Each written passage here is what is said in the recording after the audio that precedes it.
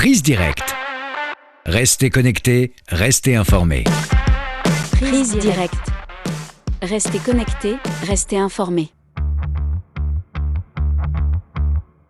La cérémonie de remise du prix de l'amitié 2024 du gouvernement chinois s'est tenue à Beijing ce lundi 30 septembre, à la veille de la célébration du 75e anniversaire de la fondation de la République populaire de Chine. Ce prix, créé en 1991, est la plus haute distinction honorifique décernée aux experts étrangers pour leur contribution exceptionnelle à la modernisation de la Chine. Le Malien Yoro Diallo se trouve parmi les lauréats de cette année. Il nous a accordé une interview à cette occasion. Monsieur Diallo est chercheur principal et directeur exécutif du Centre d'études francophones de l'Institut des études africaines de l'Université normale du Zhejiang, situé dans la ville chinoise de Jinhua. Il occupe aussi le poste de directeur du musée africain de cet institut. Il a été premier conseiller de l'ambassade du Mali en Chine et président du comité malien du Conseil international des musées. Prise directe. L'invité. Bonjour Monsieur Diallo, je vous remercie d'avoir accepté de nous accorder cette interview. D'abord, félicitations à vous. Vous venez d'être récompensé par le prix de l'amitié 2024 du gouvernement chinois. Alors, qu'avez-vous ressenti effectivement? Bonjour, merci pour vos félicitations. Et j'ai reçu le prix de l'amitié du gouvernement chinois intitulé China Government Friendship Award 2024 avec une grande émotion, une immense joie, je dirais un bonheur inouï. Cette haute distinction, le prix de l'amitié du gouvernement chinois 2024, qui vient de m'être décerné par le gouvernement chinois, est un honneur pour moi, personnellement, pour ma personne, mais aussi pour ma famille, pour mon pays, la République du Mali. C'est aussi un insigne honneur pour la direction, mes amis de l'Institut des études africaines de Zhejiang Normal University à Tsinghua, et aussi mes amis chinois qui vivent au Mali. De 2013 à 2017, vous avez travaillé en tant que premier conseiller de l'ambassade du Mali en Chine. Pourriez-vous parler brièvement de cette expérience en tant que diplomate? Oui, j'ai effectivement travaillé de 2013 à 2017 en qualité de premier conseiller de l'ambassade du Mali à Pékin. Avant, j'ai occupé des postes dans d'autres ambassades du Mali, notamment en Afrique, et aussi comme conseiller du ministre des Affaires étrangères du Mali. Pour parler brièvement de mon expérience de diplomate en Chine, je dirais que cette mission a été une mission très exaltante. Elle m'a énormément enrichi en termes de connaissance de la diplomatie de la Chine, une diplomatie d'un grand pays aux caractéristiques chinoises, mais aussi une diplomatie qui est en faveur de la promotion du multilatéralisme et résolument engagé pour la coopération sud-sud, particulièrement pour la coopération sino-africaine. Cette mission diplomatique m'a aussi enrichi en termes d'approfondissement de ma connaissance de la gouvernance de la Chine, de ma connaissance du Parti communiste chinois et de la riche culture chinoise. Mais vos liens avec la Chine avaient déjà été tissés avant 2013, n'est-ce pas? Pourriez-vous nous en dire un peu plus? Tout à fait. Mes liens avec la Chine ont effectivement été tissés bien avant 2013. Ces liens-là remontent à mon enfance. En effet, très jeune, j'ai grandi en écoutant presque tous les jours de la musique chinoise qu'adorait mon père. J'étais arrivé à mémoriser certaines de ces chansons sans savoir ni la prononciation correcte des mots, ni leur signification. Et j'ai su plus tard que nombre de chansons étaient dédiées au président Mao Zedong, à l'armée populaire de libération, à l'esprit du travail et au patriotisme. Élève au lycée, j'ai choisi la langue chinoise parmi les 3 langues qui étaient proposées, à savoir la langue allemande, la langue russe et le chinois. C'est là où mon professeur de chinois, du nom de Wang Huaxi, excusez-moi la prononciation, observant mon intérêt pour la Chine, m'a offert un petit livre rouge intitulé Mao Zedong, 5 essais philosophiques. Et donc, après tout ça, pour la première fois, j'ai visité la Chine en l'an 2000 et j'ai participé à la cérémonie d'ouverture du premier sommet du Forum sur la coopération sino-africaine. Et en 2011, j'ai dirigé la délégation du Mali à la première conférence du Forum Chine-Afrique des think tanks qui s'est tenue dans la belle ville de Hangzhou. Un moment important qui m'a donné l'occasion de déjeuner et d'échanger longuement avec John Rawlings, l'ancien président du Ghana, invité d'honneur de la conférence. En 2011 était ma deuxième visite en Chine et cela m'a ouvert la porte d'autres visites, notamment en 2013 invité par le gouvernement chinois pour représenter le département des affaires étrangères du Mali. Et à la suite de cette visite-là, j'ai été surpris d'entendre ma nomination comme premier conseiller à l'ambassade du Mali à Pékin. D'accord. Depuis avril 2017, vous travaillez à l'Institut des études africaines de l'Université normale de Zhejiang, dans la ville chinoise de Jinhua. C'est ce que vous venez de mentionner. Pourquoi avez-vous fait ce choix? Mon choix de travailler à l'Institut des études africaines de Zhejiang University à Tsinghua est un choix du cœur. En visitant l'Institut en 2013 pour la première fois, et j'ai vu en cette institution une véritable plateforme pour la promotion des échanges culturels entre la Chine et l'Afrique. Et en 2014, j'ai proposé de faire une donation au musée de l'Institut dont la création est à l'initiative du directeur, le professeur Liu Honghu. Je n'ai donc pas hésité à la fin de ma mission de diplomate à l'ambassade du Mali à Pékin de rejoindre l'équipe de l'Institut dans l'objectif d'apporter ma modeste contribution aux initiatives engagées pour la promotion des échanges culturels entre la Chine et l'Afrique. Je dois dire aussi que Tsinghua me plaît beaucoup. C'est une ville où l'environnement et les cadres de vie sont très agréables. Les gens sont très sympathiques. Ok, merci pour ces informations.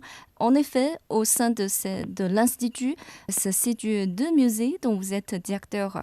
Le musée africain créé en 2010 que vous venez de mentionner et le musée des échanges Chine-Afrique ouvert en 2023. Ayant beaucoup d'expérience dans la recherche muséale depuis des dizaines d'années, qu'est-ce que vous avez fait pour mettre en valeur les plateformes que constituent ces deux musées?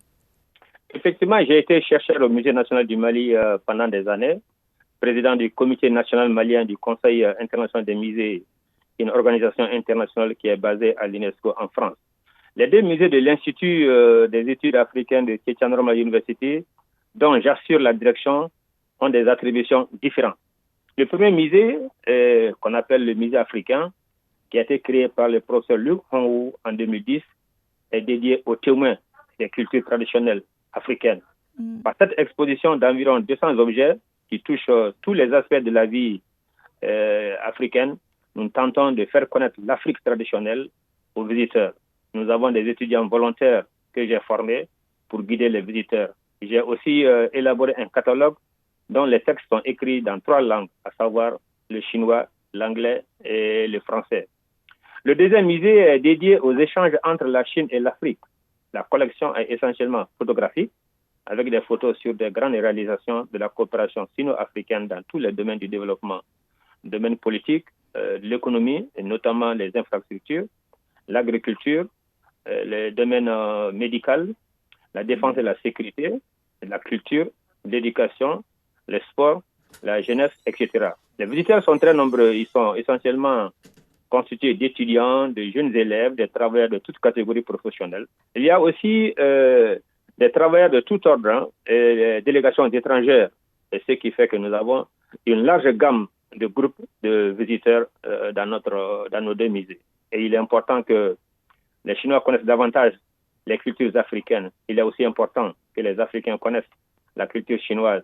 C'est pourquoi j'espère que dans peu de temps, nous ayons aussi des musées chinois en Afrique. Ainsi, les échanges culturels entre la Chine et l'Afrique apporteront un soutien au respect mutuel, à la fraternité et à la construction d'une communauté de destin Chine-Afrique. Aujourd'hui, avec le FOCAC et les initiatives du président Xi Jinping, les échanges culturels Chine-Afrique, je dirais, se maintiennent à un très haut niveau. D'accord. Merci d'avoir donné votre point de vue sur ce sujet. Mais en dehors du travail lié au musée, quels sont les domaines de recherche sur lesquels vous vous concentrez? Je dirais que ces dernières années, j'ai publié d'abord de nombreux articles en français et en anglais qui ont été publiés dans beaucoup de pays. je mène des recherches dans le domaine de l'histoire africaine, sur la coopération sino-africaine, sur la gouvernance de la Chine. Présentement, j'ai 2 livres en édition, l'un portant sur les 70 ans de la République populaire de Chine et l'autre portant sur l'éducation traditionnelle en Afrique de l'Ouest. Et je travaille en collaboration avec des amis chinois sur un projet portant sur l'influence du socialisme aux caractéristiques chinoises en Afrique. Mon travail à Chijanroma University me donne l'opportunité de voyager à travers la province, non seulement de Zhejiang, mais aussi à travers la Chine, soit pour des conférences, soit pour des visites de sites culturels, d'entreprises, de gouvernements locaux. Et ces voyages m'ont permis d'être en contact avec le peuple chinois, avec le monde rural, et de comprendre la diversité culturelle de la Chine profonde. Et la Chine multiethnique a par endroits des ressemblances avec certaines aires culturelles en Afrique. Pourriez-vous nous donner des exemples concrets pour partager avec nous ce que vous avez constaté sur place? J'ai assez d'exemples parce que je rencontre toujours des gens sympathiques et qui sont très ouverts à l'étranger. Je me demande si c'est pour moi particulièrement. Mais l'exemple frappant que je peux donner porte sur une visite très mémorable que j'ai passée à Linjiang, ma prononciation, excusez-moi, à Linjiang et ses environs. J'ai rencontré un groupe de femmes tibétaines, habillées très colorées, comme aiment le faire les femmes de mon ethnie, qu'on appelle les Peuls, au Mali et en Afrique de l'Ouest. Et en quelques minutes, curieux, je les ai abordées, nous avons sympathisé, et dans le restaurant, on a mangé ensemble, on a chanté ensemble, et elle m'a offert autour du cou un foulard blanc qui est le symbole de l'acceptation de l'étranger et aussi le symbole de l'amitié. Et de tels actes influent positivement sur la compréhension mutuelle et la coopération culturelle entre la Chine et l'Afrique. Et cette scène-là, j'ai promis d'ailleurs à ses amis que je repasserai parce que j'ai envie d'apprendre davantage pour comparer cette vie à celle des femmes de mon ethnie au Mali. Une ambiance chaleureuse et une scène harmonieuse. Tout à fait. Mes collègues étaient surpris parce qu'il a suffi que je donne bonjour pour que les 15 femmes en chœur répondent. Ils parlent chinois. Alors, puisque j'avais un interprète, j'ai fait comprendre que je ne parle pas chinois, mais je suis intéressé par la couleur, je suis intéressé par leurs vêtements. Et tout de suite, elles m'ont invité au repas. Alors, ça a été une belle ambiance de fête improvisée. Et quand on se quittait, j'avoue qu'on avait envie de continuer la fête des échanges. Donc, quels impacts ces expériences personnelles ont-elles eu sur la promotion de la compréhension mutuelle et de la coopération entre la Chine et l'Afrique? Pourriez-vous résumer en quelques phrases? En quelques phrases, je dirais que mes voyages à travers la Chine, mes conférences, mes rencontres à tous les niveaux me permettent de dire que la coopération entre la Chine et l'Afrique est une coopération qui se transforme aujourd'hui en une amitié qui se perpétue. Les échanges culturels, d'abord les contacts que j'ai eus me permettent non seulement d'écrire, mais aussi de faire en sorte que la Chine soit mieux connue en Afrique à travers mes écrits et à travers mes interventions, à travers mes conférences, et faire en sorte que l'Afrique soit mieux comprise aussi en Chine et vice-versa. Et je pense que ainsi, ensemble, les communautés de destin que nous souhaiterons construire sera faite de façon idéale. Ok, d'accord. Merci beaucoup. Le président chinois Xi Jinping a appelé à construire une communauté d'avenir partagée Chine-Afrique de tout temps à l'ère nouvelle, à l'occasion du sommet de Beijing, du Forum sur la coopération Chine-Afrique 2024. Comment voyez-vous les relations sino-africaines rehaussées? Mais je dois d'abord dire que depuis des années, je suis toutes les interventions du président Xi Jinping. Et j'ai noté que chaque sommet, il faut qu'il participe de façon décisive sur la longue marche que l'Afrique et la Chine ont ensemble entamée pour la construction d'une communauté de destin Chine-Afrique encore plus solide. À Johannesburg en 2015, j'étais à Pékin, j'ai participé à la préparation de ce grand rendez-vous. À Pékin en 2018, à Dakar en 2021 et tout récemment à Pékin 2024, le président Xi Jinping a toujours illuminé les sommets Chine-Afrique en exprimant l'attachement de la Chine à ses engagements initiaux et en proposant des initiatives importantes, novatrices pour le développement commun. Et en appelant à construire une communauté d'avenir partagée Chine-Afrique de tout temps à l'ère nouvelle, le président Xi Jinping, pour ma part, marque la fidélité de la Chine en faveur de l'amitié sino-africaine faite de sincérité, de pragmatisme. À cet égard, je dirais que les relations sino-africaines constituent de nos jours le fondement d'un monde meilleur, non seulement pour les peuples chinois et africains, mais aussi pour le monde entier. Rappelons que récemment, le président chinois Xi Jinping a répondu à une soixantaine de chercheurs de 50 pays africains et vous avez fait partie de ces chercheurs. Il vous a encouragé à continuer à fournir un soutien intellectuel pour la construction d'une communauté d'avenir partagée Chine-Afrique de haut niveau. Donc, pourriez-vous nous dire un peu plus sur cette lettre et la réponse de la lettre? Je dirais que nous avons là la preuve de l'attachement du président Xi Jinping à la réalisation des aspirations des peuples à vivre une vie meilleure. J'avais pour preuve le fait que le président Xi a répondu à notre grande satisfaction à la lettre que nous universitaires de plus de 50 pays africains, nous lui avons conjointement adressée. Et notre lettre a fait suite à la conférence du Forum Chine-Afrique des think tanks tenue à Dar es Salaam en Tanzanie.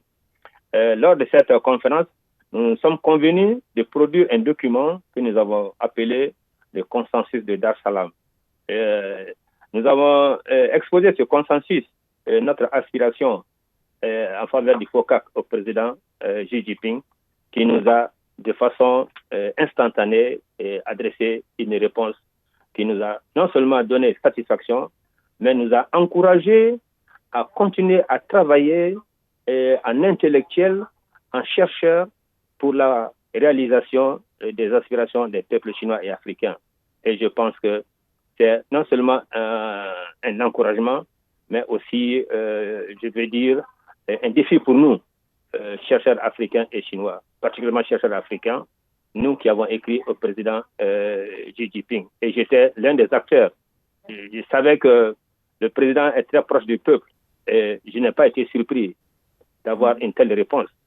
Seulement que cette réponse-là est si agréable qu'elle nous engage, nous, chercheurs africains, à travailler main dans la main avec les collègues, les amis chinois, afin d'aboutir à la réalisation des aspirations des peuples chinois et africains.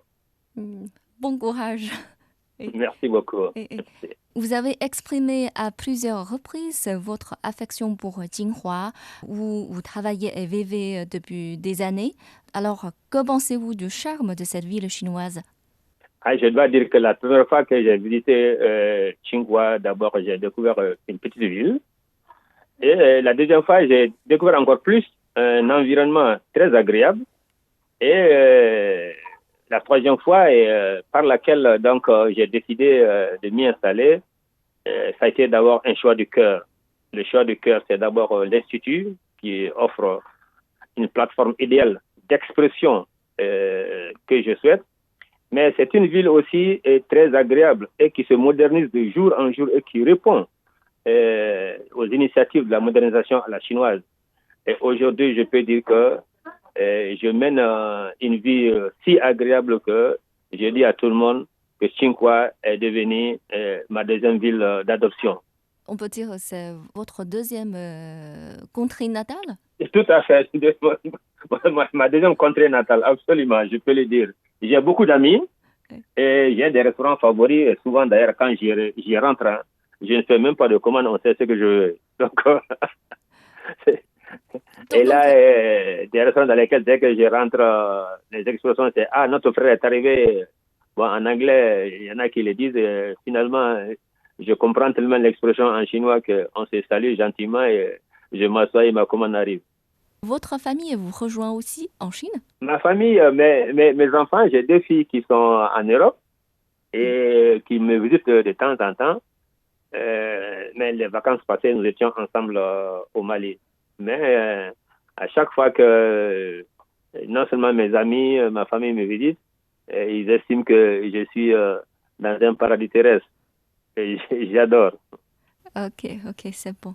Quel vœu voulez-vous transmettre à l'occasion du 75e anniversaire de la fondation de la République populaire de Chine? D'abord, je suis tellement heureux de participer à cette célébration avec le fait que j'ai reçu cette distinction. Et ce bonheur m'envahit aujourd'hui et me permet de dire à tous ceux qui sont loin de la Chine et qui doivent chercher à connaître la Chine, à tous ceux qui sont proches de la Chine, qui doivent chercher à venir en Chine, à voir la Chine, à comprendre la Chine. Et à tous ceux qui aiment la Chine, je dirais que cette fête est un événement héroïque pour un grand peuple et qui a un grand cœur et qui est ouvert à la porosité du monde, au multilatéralisme. Et je vais donc à cet effet dire à tout le monde, nous disons, vive la République populaire de Chine, vive le peuple chinois. Et comme dirait, je paraphraserai le président Xi Jinping qui a dit Jin Min Pishan. Ah, Est-ce que ma prononciation est correcte? Le peuple vaincra. ok. Vive le peuple. Très bien. Je vous remercie de nous avoir accordé cette interview en partageant avec nous vos expériences très colorées et riches. Le plaisir est pour moi. Merci beaucoup.